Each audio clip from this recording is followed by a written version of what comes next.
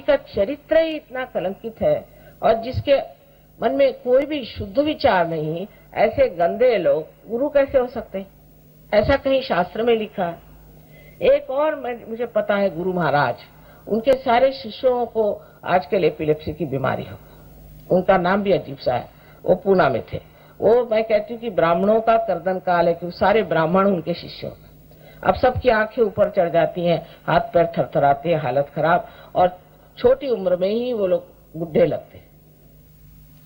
उनके शिष्य आए, उन्होंने मुझसे कहा कि आपने करुणोपाय, तरुणोपाय, गरुणोपाय सुना है क्या? मैं कहा नहीं भी, कौन से शास्त्र में लिखा है? पहले हमारे गुरुजी कहते थे। मैंने कहा अच्छा, आपके गुरुजी कहते थे तो वो कोई हवा से लटक पड़े कि क्या बात है, कि क्या उनके लिए कोई शास्त्र कोई मतलब नहीं? किसी शास्त्र में भी तो ये बात लिखी होनी चाहिए कि ऐसे कोई उपाय होते हैं। ये आपने कहां से ढूंढ निकाले? और उपाय आपने खूब किए कि सारे लोग जो है उन पे एपिलेप्सी की बीमारी आ गई। तो वो कुछ उनकी समझ में नहीं आया, क्योंकि उनका धंधा था वो, तो वो चले गए। उनकी तो बात दूसरी हुई। लेकिन इस प्रकार के इतने विक्षिप्त लोग गुरु बन गए हैं और लोग जाके उन्हीं के चरण छूते हैं।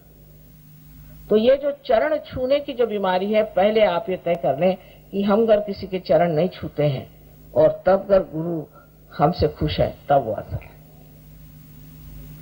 वो आपको अपना गुलाम बना लेगा।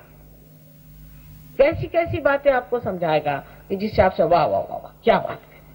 कुछ कहेगा कि तुम्हारे बाप कैसा हुआ, तुम्हारे माँ कैसा हुआ। ये तो कोई भी बता सकता है। इसको मन कवड़े कहते हैं।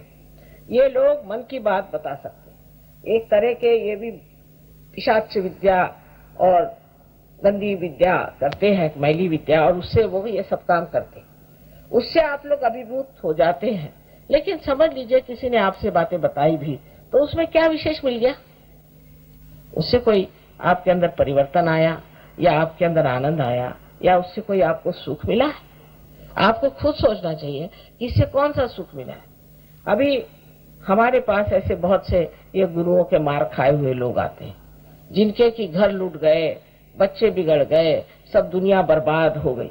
तो सबसे पहले तो आपको देखना चाहिए कि इनके शिष्य कैसे, उनकी आदतें कैसी हैं। उनके शिष्य तो दुनिया भर के धंधे करते हैं और कहने लगे कि बाबा ने मुझे अंगूठी दे दी। अरे भाई, फायदा क्या उस बाबा की अंगूठी का, अगर आप धंधों से नहीं बचते और डबल ही धंधे करते हैं। तो हमने कहा कि अगर आप इतने धंधे करते हैं तो ये बाबा की अंगूठी का फायदा क्या? कह ले इससे एक फायदा है, कुछ भी करो कुछ नहीं होता। मैं कहा वाह। उसके बाद 2 साल बाद हार्ट अटैक आ गया और वो चले गए, सुधार गए अपने आप।